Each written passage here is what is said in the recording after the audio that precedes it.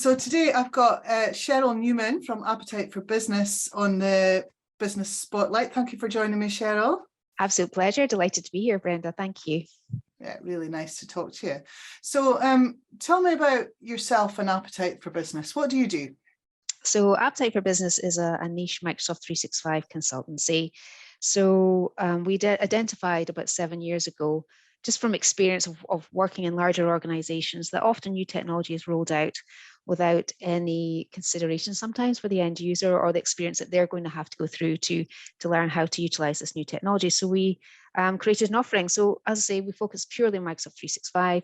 So we help companies from automating manual-based processes to training their users, to supporting their users, to managing their information more effectively. So it's really exciting. I know 2 days are the same in here currently. Yeah, that's how we like it, isn't it? Or yeah, is it? Oh, absolutely, absolutely. Yeah. So I love getting out of bed in the morning just to see what challenges we've got for the day ahead, because it certainly makes for an exciting day. Fantastic. So who are the customers you're working with? So we've got quite a large spread. Obviously, our kind of main target sector is SME. But we work right up to, so for example, we've got a pharmaceutical company that we've been working with a number of years. So we work across 16 European countries, including Australia. So that's really good fun. But right down, so we work with some renewables companies, construction companies. So there's no kind of one size fits all for what we do. So we really get an exposure to different industries and how we can kind of really affect change for them. So it's really good. And bigger companies or smaller? The SME is a big range. Are you working with generally from micro businesses or? No. So we would normally say from, I think our smallest customer is maybe around 10 to our largest customer who are enterprise customers. So, you're talking 30, 40,000 seat customer. But of course, we're only affecting part of their business in terms of their digital transformation area. But yeah, so they around about 10, right up to that kind of larger figure. But ideally, we sort of sit in the me marketplace. So ideally, anything up to about 500. Okay. No, that's good to understand who you're working with. So tell me a bit more about your business then. How big a team have you got there? So there are 16 of us now.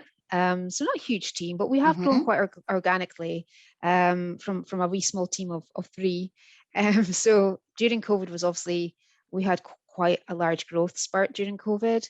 But now for us, it's around steady state, just kind of managing the team that we have against the customers that we have.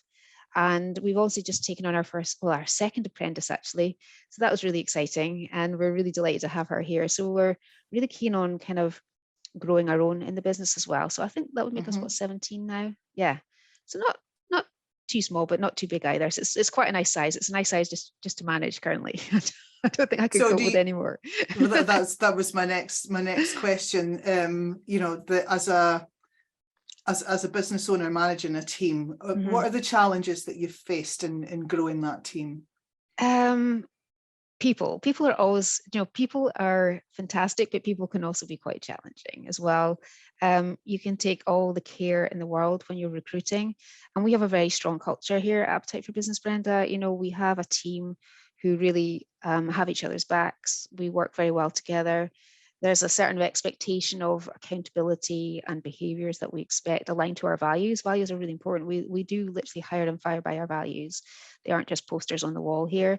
And they kind of run through everyone like a stick of rock. We all share the same mindset and ethos. So bringing someone into that, they really need to fit that mindset, that positive mindset, that can-do mindset.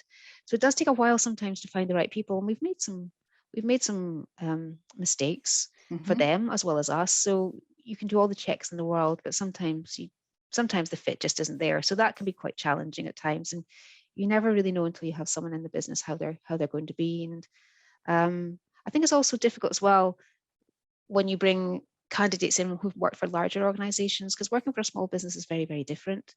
It's sometimes you just have to roll your sleeves up and get your hands dirty and get involved in things, which in itself is a really positive, because the exposure you get to projects and opportunities is actually huge. You're not siloed into just one small thing. But that can not always work for some people. Some people thrive on just having so much knowledge and opportunity to grow. So yeah, it can be challenging, it can be difficult. So yeah, people can be amazing, but they can also be quite difficult as well. But it's getting the culture right that's the most important thing, and alignment of values. Fantastic. So if somebody's watching this thinking, oh, she's just described a situation I've got there, I've got somebody who's not the right fit.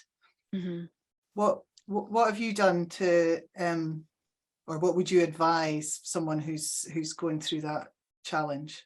Do you know, I think it's all about open communication, about honesty, and we have our daily stand-ups, but we've also got a lot of close contact with everyone in the business. So we have regular one-to-ones. We have regular questions around how people are, how they're feeling, how they're performing, the things they'd like to achieve. It's a two-way street. They're here as much as we're there for them. So I'm very much about winning together. If they do well, the business does well, our customers do well. So everyone's winning. So that's very, very important. So I think it's just about that open conversation of sitting down and saying what's working, what's not working, what can we do together to make this better or to remediate against it. Or then I think it's also about having that open conversation of saying this isn't working. And once you've gone through all those steps, because I don't think you want to give up on anyone. You never want to give up on anyone. But there comes a point where perhaps it's just the alignment's not there. And I think you just need to make the decision, that open and honest conversation for both parties, and just say, this isn't working. What shall we do about this? And coming to that decision together. I think that's important. And it creates trust. It creates trust if you're very open from the start and very just having open communication is key. I think in lots of companies it isn't there. A lot of people are siloed, or they're afraid to speak to their manager about something. But here it's very important that trust, and you're not going to be beaten down because you've raised a question about something. It's very important to have an open voice and to listen to that voice. Listening and communication. I think that's a long way around of saying that's what's important fantastic. to do. I want to come and work for Appetite for Business.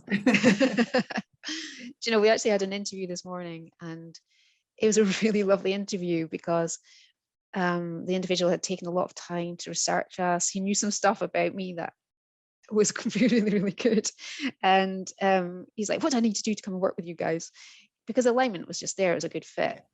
But you can pretty much tell straight away from just someone's actions and how they respond to the questions and the values that you demonstrate and what they give you back. So yeah, it's we don't always get it right though. I'm going to be honest, we don't always get it right, but we're getting it better. We're improving all the time. Good, awesome. So yeah, talking about, you mentioned during COVID, and you mentioned about improving and getting better. So what are the changes that you've had to implement in your business over the last few years? So I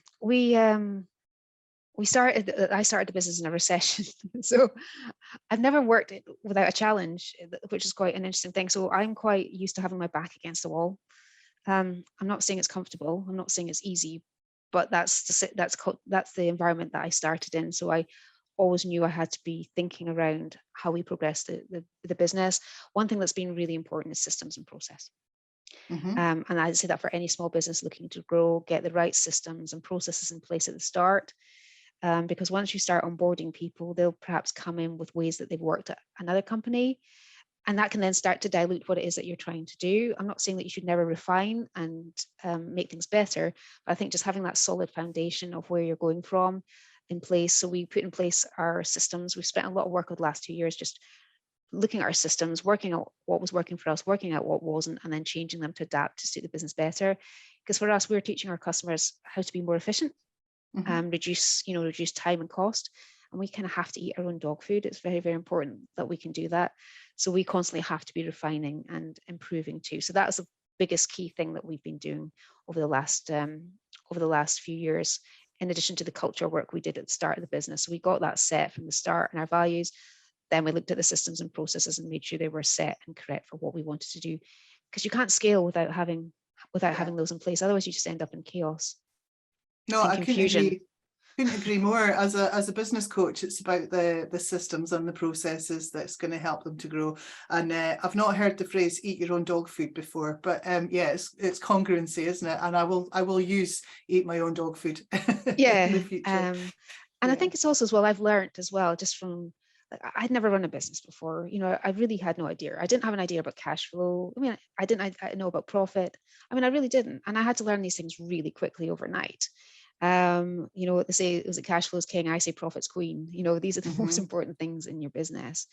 But it's also learning as well that I'm a naturally very kind person. I will always give people chances to redeem themselves because I'm always looking for the good in people. But I had a really interesting conversation with someone the other day. As a business owner, it's okay. It's nice to be nice, but it's better to be kind. And it really resonates with me because it is around having those difficult conversations around making sure that your team are supported and giving them those learning opportunities so they can be better.